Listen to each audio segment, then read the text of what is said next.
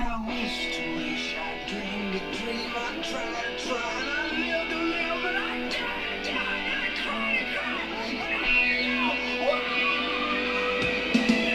I wish to wish, and I dream to dream, I tried to try, and I live to live, but I died to die, and I cried to cry.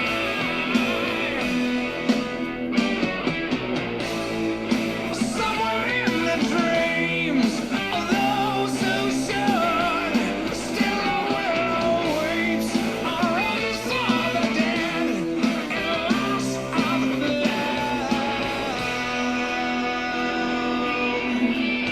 From the lights of earth to the time of me, like the moon to earth and the sky to sea. Only we're no longer allowed to be.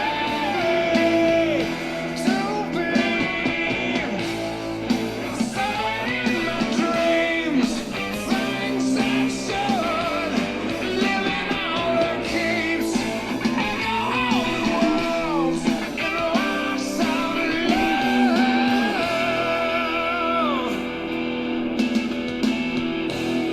For the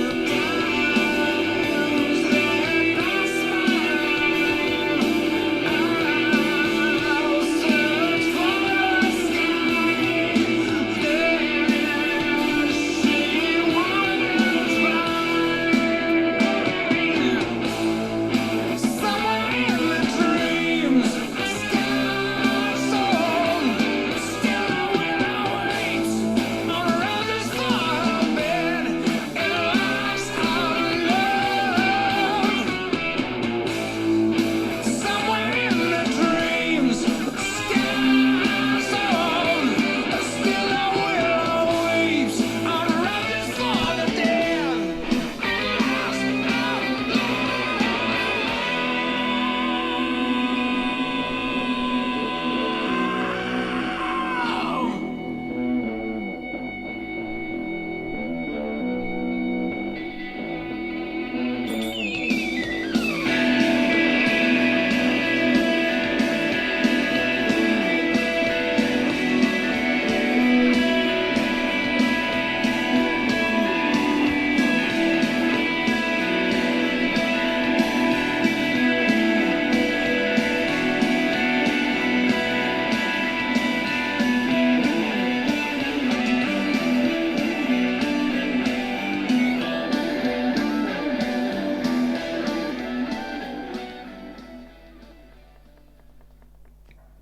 I fist bumped Chris Cornell at the Royal Albert Hall once. Yeah, it was great. I've been to the Royal Albert Hall about 3 times. I think I've seen Eric Clapton, fell asleep, didn't play the electric guitar once. He did an acoustic version of Layla, which is mental in my opinion. I feel like he should at least be. He's supposed to be God. They had that graffiti that said Clapton is God, but he's not a god, is he? He's just an old man, to be frank, quite racist man. And yeah, my name's Riggs, and welcome to the Alkaline podcast. Changed the name slightly. It was a Alky Line podcast, but I feel like it's more slick, and slick is my middle name. It's what I'm going for now. I'm going to be a slick man. I did it. I'm 5 days, 23 hours and 42 minutes into sobriety, and to be honest, it feels like about 30 years. I went to a music festival, survived, did the whole thing, completely sober, chain smoked so much that I was almost sick, but no head change, so I'm still on the straight and narrow. It was only a little music festival in Kent. Wasn't quite an Oktoberfest or something like that. Could you imagine if you quit drinking before an Oktoberfest? and all your friends were like, why have you come? Do you know what I mean? You're gonna drink steins of like juice, and turn orange like the like people who used to drink Sunny Delight. I don't know if you remember that, but when we were in the 90s as kids, everyone used to love Sunny Delight. There was a California one, and then there was Florida, but it turned a kid orange. That's what we heard at school anyway. I don't know how true it is, but I've never seen an orange child. I think they still sell it. I was in Aldi earlier on, and I believe that they still sell a Sunny Delight. So either they've changed the recipe, or there was never an orange child. But who am I to know? It's actually quite late in the night. It's like 10:15.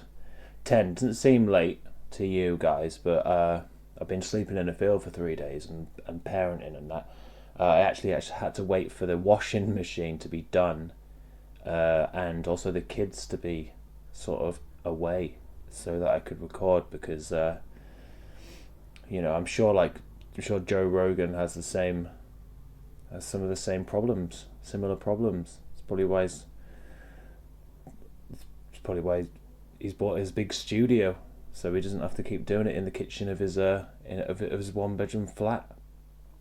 I reckon that's true. I don't particularly want the kids to hear about my exploits into sobriety just yet. Maybe they'll listen to it later on. I was thinking about that earlier on actually, and I remembered the Eminem song from the Slim Shady LP, 97 Bonnie and Clyde, and in the song, him and his daughter cart her mum's body off to I believe it's a lake, could be a river, it's a body of water, to dispose of it, because he's slit her throat. It's a prequel. No, it's the sequel to a track on the next album where he sort of knocks her off, like sort of kills her, and is a bit sad about it. It doesn't sound that sad, disposing of the body. Apparently he used his actual daughter.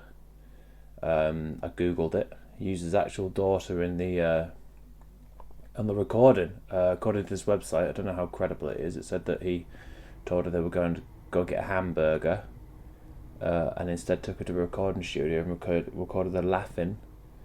They got engaged after that album came out.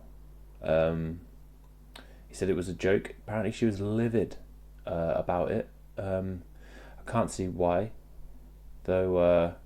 But apparently his daughter listens to it now, but doesn't really understand it. But one day she will, is what the article said. Very odd. So I would probably have nothing to worry about really. All I'm talking about is drinking. Yeah. So what we're doing here is I did one last week. After meeting the GP for the first time, and then I said I'd try and do one every single Monday.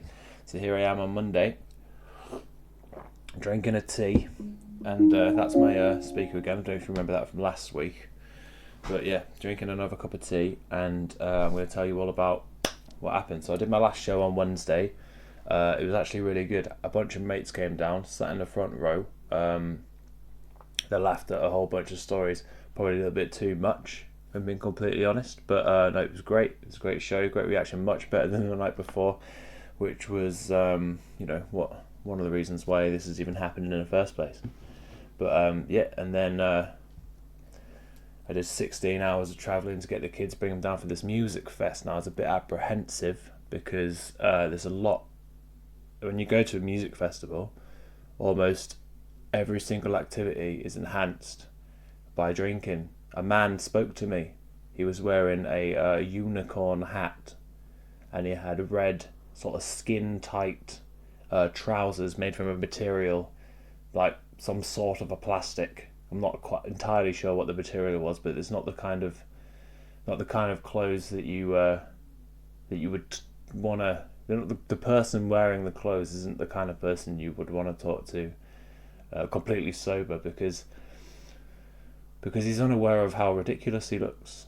And obviously he's at a music festival, so it's fine. He's probably the sort of person that if he was on a bus and then someone got on in a unicorn hat with red plastic sort of trousers, and I believe a vest top. He would probably move either to the back of the bus or the front of the bus or downstairs or just sort of away. Be like, maybe he would pretend that his stop was coming up or pretend to be on the phone. But here he was in a wood, drinking his beer, child in a pram, wearing his unicorn hat, asking me all sorts of questions about my sort of life, where I've come from and that.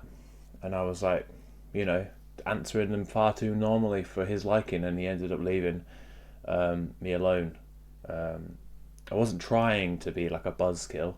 It's just that, it's just so many people are very pragmatic, is what I'm starting to realise. But yeah, no, it was kind of easy. The first day was sort of fine. Like, it was kind of fun. It's like a new place. It's sort of, the kids are like loving it, having fun and that, hanging about. And there was like a climbing wall. It's like it's elderflower field. So it's like a kids, like family friendly sort of festival. So there's a lot of stuff for kids to do. There's like a climbing wall. There's like a outdoor parkour, which Ivor, who's my son, did twice. That was great. And then they have this thing called... sorry, just peeling myself off a vinyl tablecloth there. I don't know if you heard that.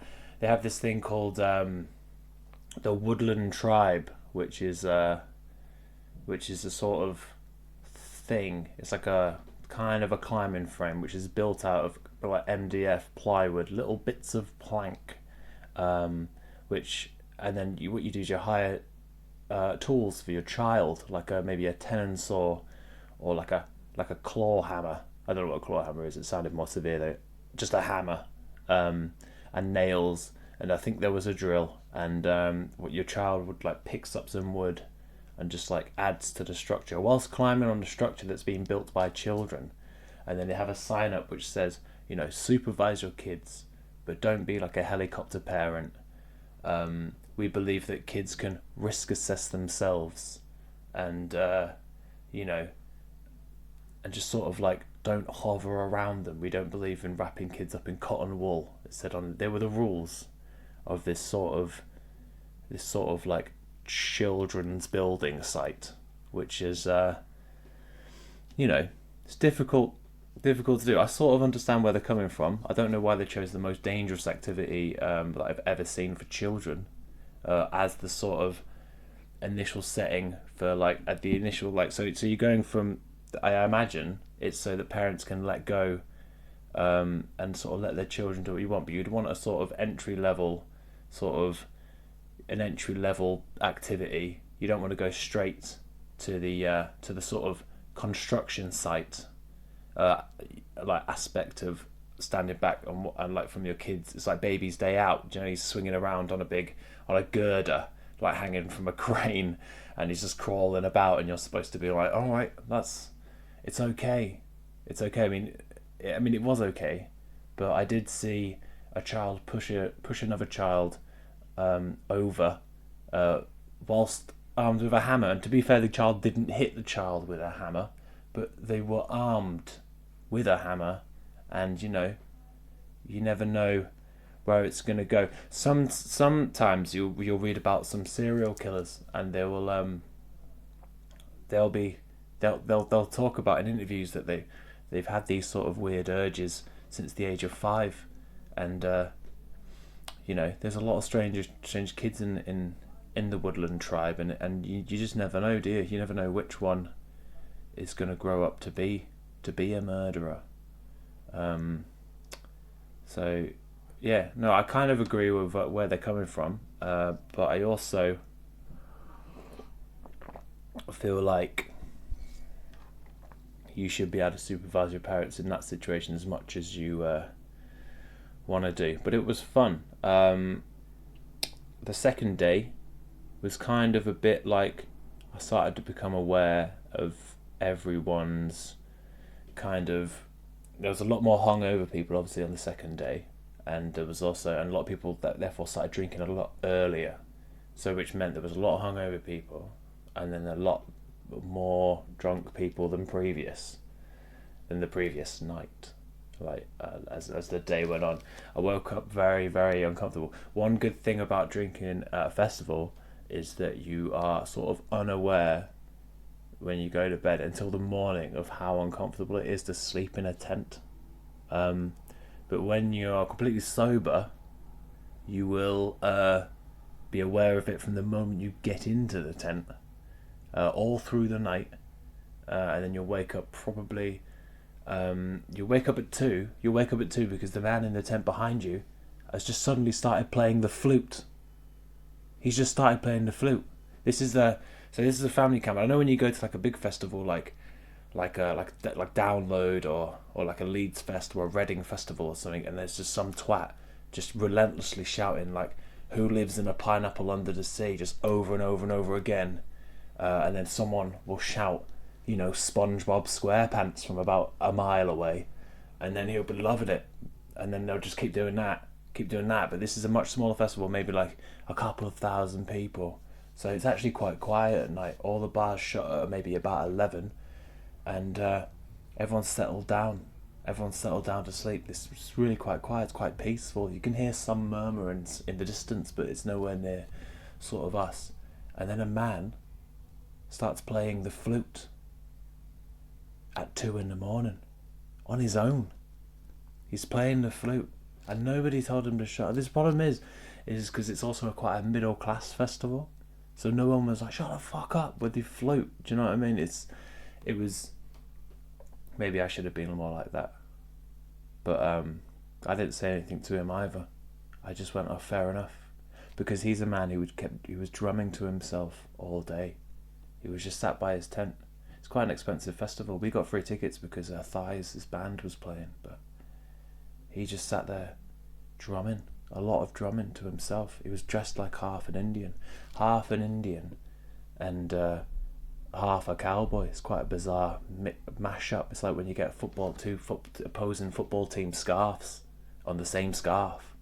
It's bizarre. I was listening earlier on to a band called Ultimate Spinach, who are I believe like a 70s prog band, and I imagine a fan of that band would also be a massive fan of like denim, but also the top half of like an I didn't mean to say it, like a Native American is what I mean, not an Indian, a Native American, someone who's wearing like, you know, tassely leather, so top half tassely leather, maybe like a couple of dreadlocks, which unintentional dreadlocks usually, that are sort of wrapped up into a kind of a ponytail, and under at the bottom half is boots and denim, like a cowboy. Top half Native American, bottom half cowboy, but he's just drumming to himself, singing songs about trees, just on his own. Occasionally he goes to the bar which is next to his tent and drums in there, because he's like, oh, the people who heard me drumming from a distance would love it if that drumming made its way into the thing. Drum circles are the worst things. They are the worst things because think of any other instrument. Like I was talking to my friend Cleo about this. You think of imagine someone playing a bassoon who couldn't play the bassoon, and then imagine like 4 more people with bassoons who just turn up and they all sit in a circle and they all just really badly play the bassoon at each other whilst thinking that they're all amazing at the bassoon. It's beyond the pale. Drums, everyone can hit a drum. So if you're like a bit worse for wear, or even if you're not, the worst one is when this happens when everyone's sober, which is bizarre, but it does happen. But you can imagine everyone just gathered around, they can all hit the drum. So if you just do like a 4/4, like 4/4 beat, someone will start eventually going, by adding all these like triplets and stuff in, and then someone's just like, and then all of a sudden everyone's just doing it together, and it sounds like an absolute fucking cacophony, but they love it. Someone will just walk in the middle and start singing about trees. They'll start singing about how everyone needs to love everyone and trees, and they all think that they're being really deep because there's all these drums, because drums in a circle are associated with being deep. this is this needs to stop. It needs to stop. And you might think I'm cynical, but to be honest, even if I was wankered, I would still feel like this about them now. But yeah, managed to do the whole festival without drinking. But don't be too proud of me, because from the moment I arrived, I was wearing a bum bag. I put on a bum bag. I haven't worn a bum bag since I was 6 years old. I've only been sober for when I got there, 3 days, 4 days, and I'm already in a bum bag. It's absolutely crazy. It was helpful. I had 2 kids with me. I managed to keep my phone and my cigarettes and my lighter and my wallet in this one bum bag, and it was really, really helpful. But I didn't think this would happen to me this quickly. I thought that I would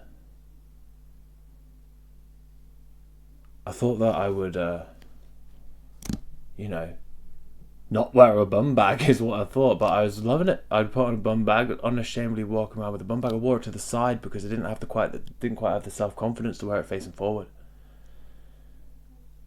One day I will. It was sort of to the side, like hanging down. Like if you're going to wear like a backwards baseball cap or like a sideways baseball cap. Like eventually, as you get older, it just starts to creep around to the front. Like it's got a mind of its own. Like it knows you're. It wants to be at the front, and it's slowly trying to work its way back. But you've got the energy when you're young to sort of keep yanking your cap back so that it's like facing behind you. But I guess maybe it's like it just keeps wanting to get round there to the front, and eventually everyone's just got really, really sort of low down frontward facing caps and bum bags, and that's what's going to happen to me. I'm going to be denim on the bottom with boots, a bum bag, top half Native American, and then a forward facing baseball cap, and that's going to be me. Maybe a mustache. The guy, at least the drumming man, didn't have a mustache. Jesus, that would have been too much. But on the third day, hang on, I was there. No, we were only there for 2 days. Sorry, the Saturday. This is all the Saturday, and then the Sunday, I started to feel it a bit more. I managed to sort of clock, like, because the thing is, I didn't think I was getting like cravings for drinking, because whenever I got one, I just drink. So I never had a chance to experience cravings. I'd be like, oh, I fancy a beer, have a beer.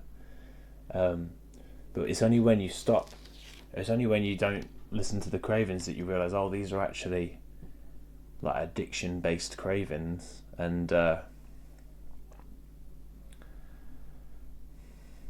suppose you've only ever got a, I was going to say you only ever got a drinking problem when you try and stop drinking, but that's not true. Obviously, you've only got a drinking problem if you like have a massive drinking problem, like, or you just drink too much or whatever. But I was going to say, like, only people who call themselves alcoholics, I suppose, are people who are trying to stop drinking, or like trying. Because I guess if you weren't, you just wouldn't drink and it wouldn't be a big deal. But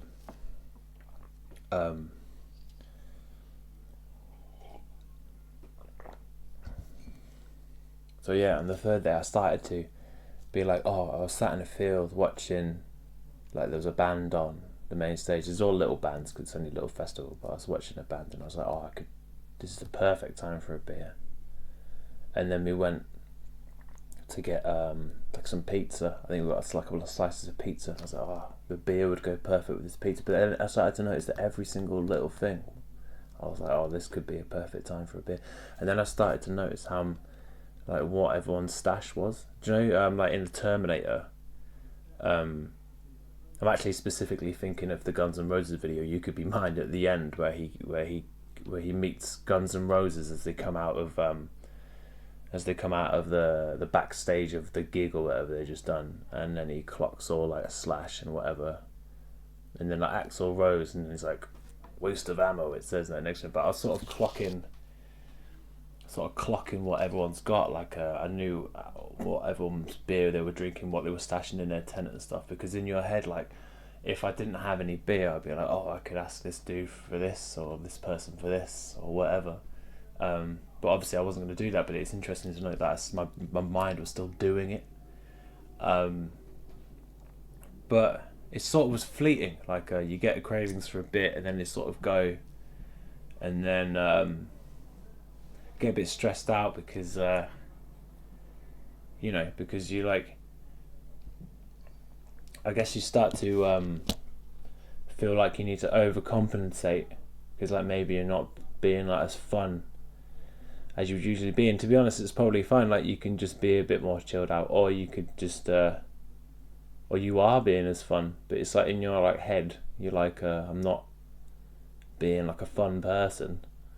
So you start like sort of overcompensating, which stresses you out. You're like, I'm not doing enough to be to make this as fun for everyone as it needs to be. That's a train going past. I live right next to a train station. It's quite good, especially because the trains start at like 4:30 in the morning. It's great.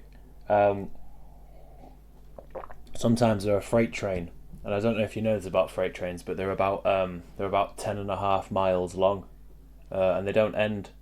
They keep going, and also they get louder as they go because some of the carriages are massive.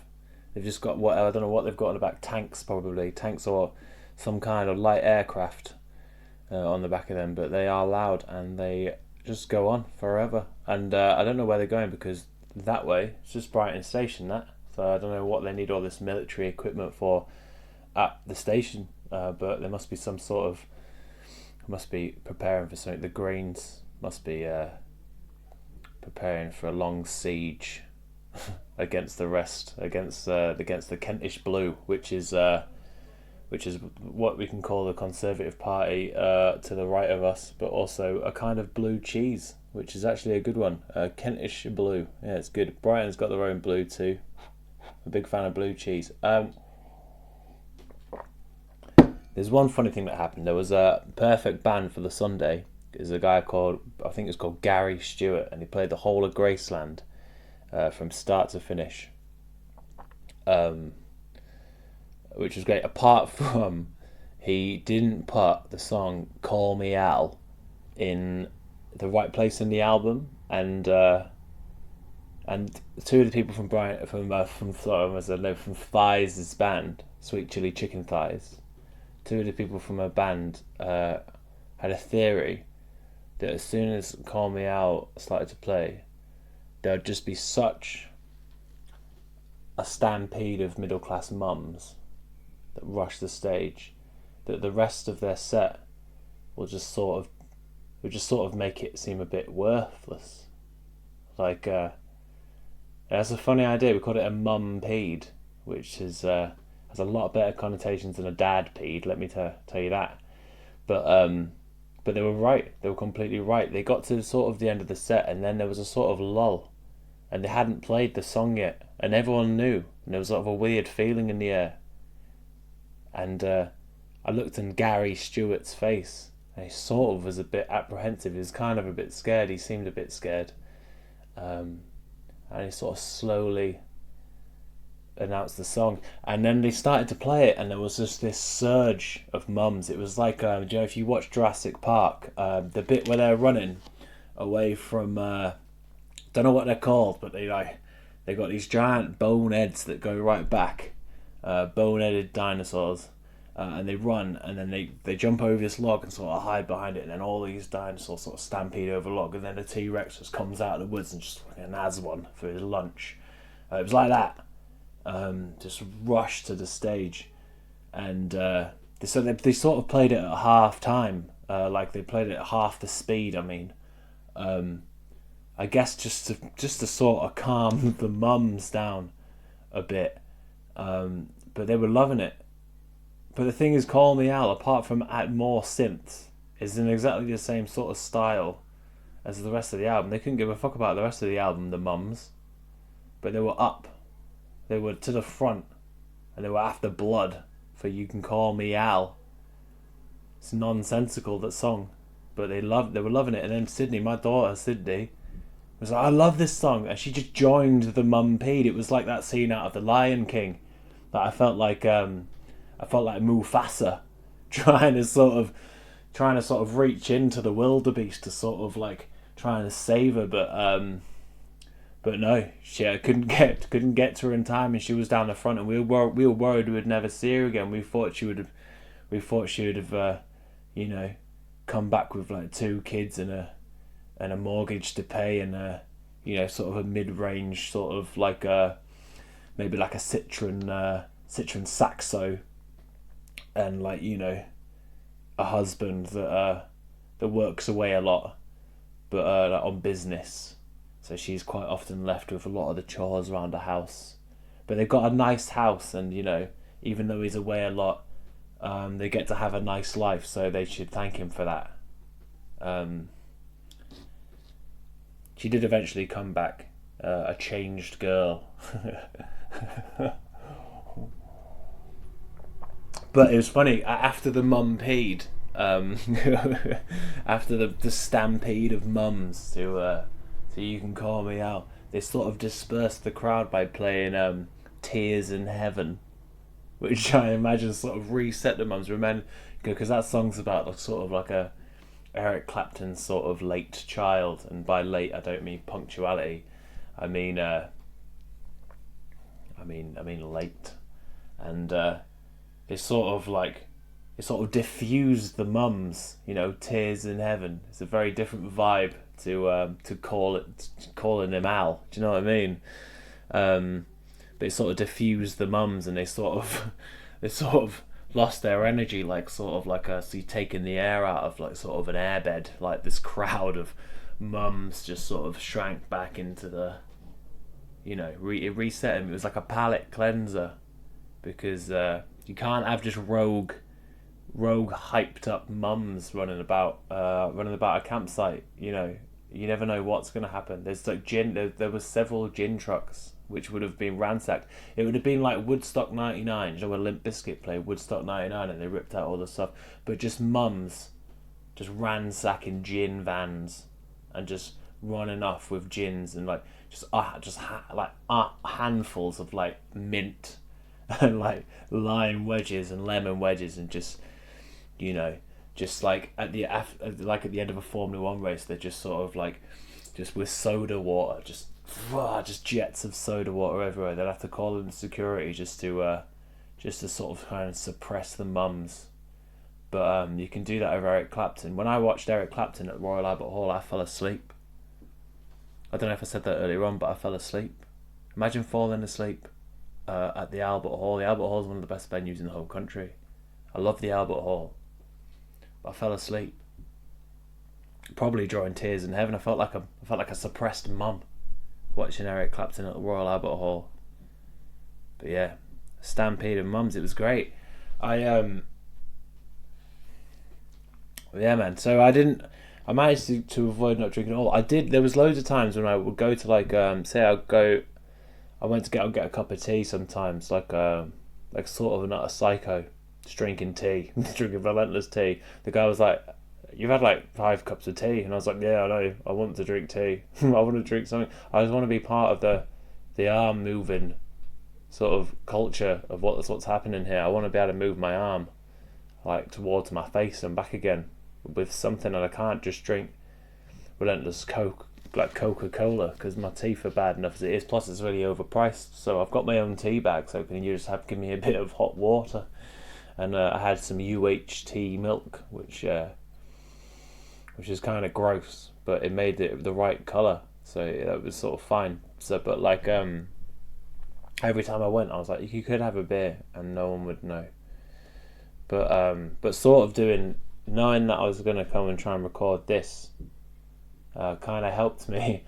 Kind of was like, because I don't want to just lie to myself. Do you know what I mean? Like it'd just be mental. So I'd have to just say that I did have a beer. But then what would we be doing? Because it's been, at that point would have been 4 days. 4 days of sobriety it's not sobriety. That is a normal rest that normal people take from drinking. Do you know what I mean? I mean, from what I was saying about before, where sometimes I'll drink maybe like 5 nights a week, 4 days is actually quite good.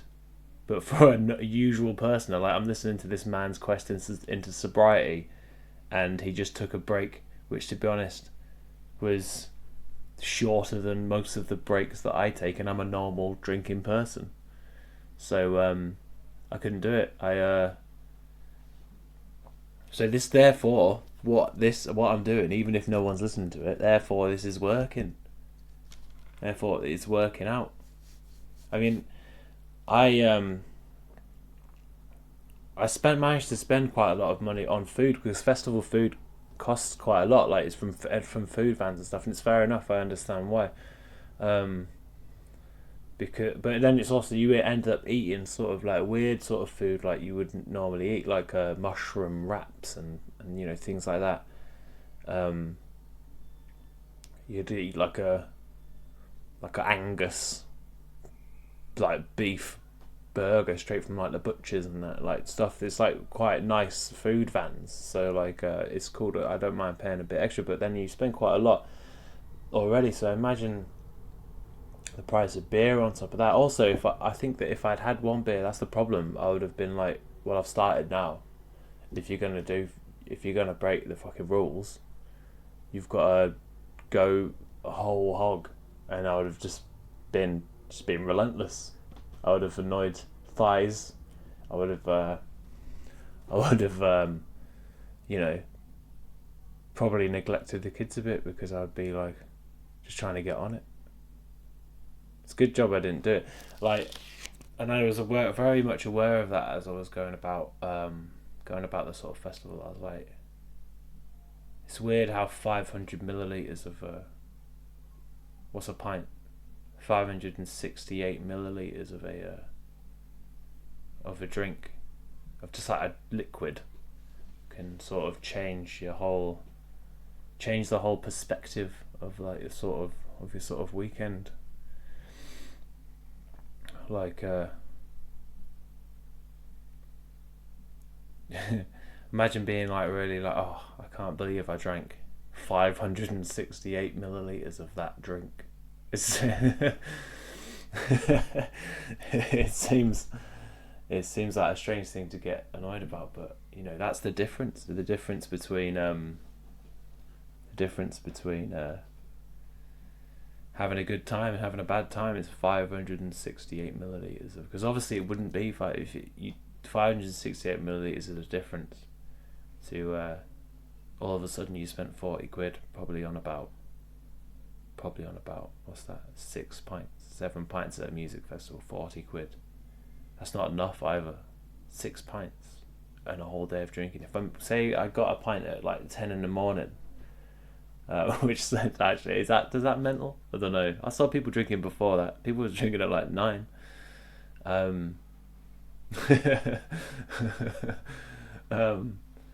Let's call it 12. Like 12, that's like lunchtime, isn't it? Like a pint at 12, that's gone by half 12.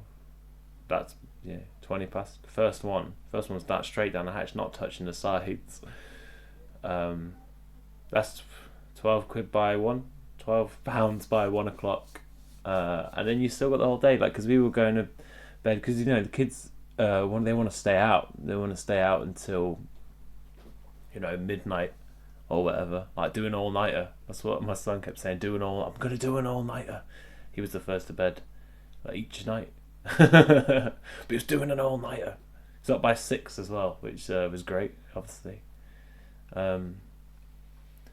But yeah, what's that? 12 hours of drinking, man. I'm glad I didn't do it. I drank a whole lot of tea, man. But I felt fresh. It was nice. It was good. I felt like I'd achieved something. I mean, I've been to... you sort of start to plateau. I'm finding music festivals are a bit too... because you end up walking a lot. And like sweating it out, like dancing to bands and stuff, and I end up. I've never been like. I don't think I've ever been absolutely like twatted at a music festival. I've drank a lot. Like, we take like a crate down, and I'll not drink a crate quite quick. Sometimes I've got a bit too stoned, and I've had to kind of have a little lie down in the old tent there for a bit.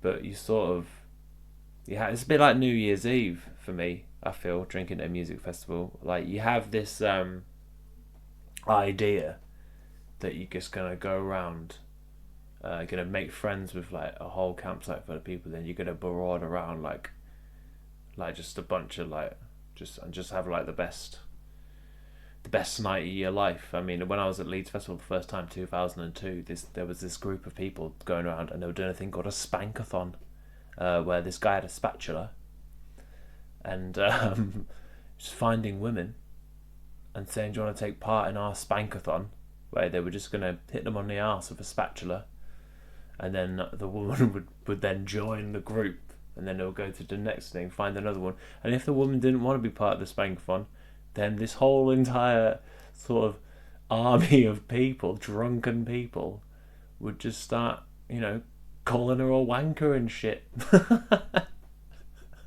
Good. What I mean, we've come a long way since 2002. I was 14. Yeah, I think. Well, it's 86. Is that good maths? Born in 86. Tweet me. Right, what's that? 14, 2000, 16. 16, yeah, 16 in 2002. I saw the White Stripes. The Strokes headlined. Julian Casablancas had a broken leg. Oh yeah, and that year I watched the Strokes instead of Aphex Twin. And then the year later, I got into Aphex Twin. And I was like, what did I do? The Strokes were kind of a flash in the pan sort of thing, but Aphex Twin's like a musical dynasty. And imagine it went I believe it went like this.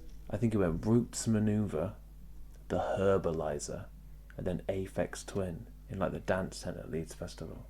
How amazing is that? And I went to watch, who did I see? I have to look up the lineup properly, but maybe it was the Mouldy Peaches who sang that song. The Mouldy Peaches. It was a song about being paranoid or something. It was Who's Got the Crack? That's what it was, about crack cocaine. The Mouldy Peaches, the White Stripes, and then the Strokes. Very 2002. That was the main stage. I think Saturday. That was a Saturday headliner. No, because it went. I think it was Saturday, because the headliners were the Strokes, Guns N' Roses, who were like an hour, 2 hours late, and then Buckethead, who was their guitarist at the time, was nunchucking all the way through, he did a nunchuck solo. And then they played an extended version of November Rain, and sorry, I had to stop there briefly because Thighs wanted a bit of banana bread. But anyway, what was I saying? Oh yeah, nunchucks extended solo, and apparently they got to find something like $5,000 or something for that. But yeah, I got into Aphex Twin like a year later, and I missed out. And I love Herbalizer. They got an album called Take London, one of my favourite albums, man. They got an album called Very Mercenary, another fucking banging album.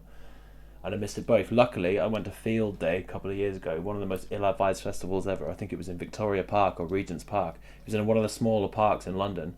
They just crammed like 500% more people that could actually fit in the park into the park. You couldn't move for people. It was mental. It was too much. But then we saw Aphex Twin there. Played, I think, for 2.5 hours. You couldn't dance to it. A lot of people tried. A lot of people tried. But they couldn't, and we sort of stood by the sound desk and just watched, and it was one of the best things I've ever seen. So I've redeemed myself from that. But yeah, I've sort of never, like, even when I was 16 and I joined the Spankathon, I never really. It's like, as I was saying, it's like New Year's Eve. So you sort of keep willing yourself to like get to the level that in your head, the predetermined level you've got of like, this is the perfect, like, it's just everything's great, but you're always searching. When they say when you take like heroin, and you're always chasing that dragon. Like the first time is supposed to be like amazing, even though everyone says that they throw up on the first time, but like it's supposed to be amazing, and you're just always trying to get back to that. Maybe we all had that one good New Year's Eve, which was like amazing, and we're just always trying to get back to that. But yeah, I think I could do it again. I feel like I could go to a different music festival and maybe yeah, and just be sort of sober. It was cool. It was good. It was nice. Yeah.